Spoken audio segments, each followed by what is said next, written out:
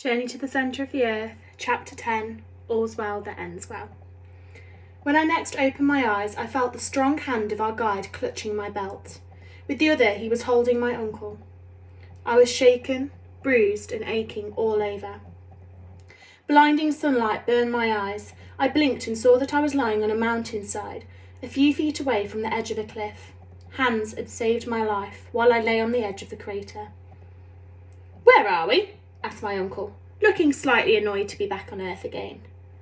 Hans shrugged his shoulders. "Doesn't look much like Iceland," my uncle continued. I looked around. Above us, the crater was sending flame and ashes into the air. Far below us were green meadows. I could see an olive grove, and behind it the smooth blue sea. "Let's get out of here," said my uncle, "before we're crushed by falling rocks." I felt as if I could hardly move.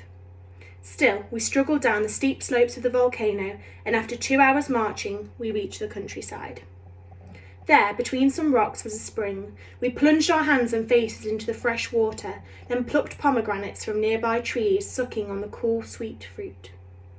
The juice dribbled down my chin, and I lay back on the sweet-smelling grass and felt the sun against my eyelids. It felt good to be back on top of the earth. While we were lying under the trees, a ragged-looking child appeared. Just as he was about to dart away, Hans grabbed him. "What island is this?" asked my uncle.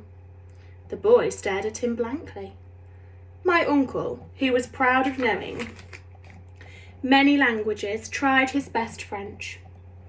Silence. "Maybe Italian?" said my uncle. "Stromboli," said the little boy, slipping out of Hans' grip and racing away. "Stromboli?" I murmured. So we were in Italy, in the middle of the Mediterranean, and the terrible volcano was Stromboli.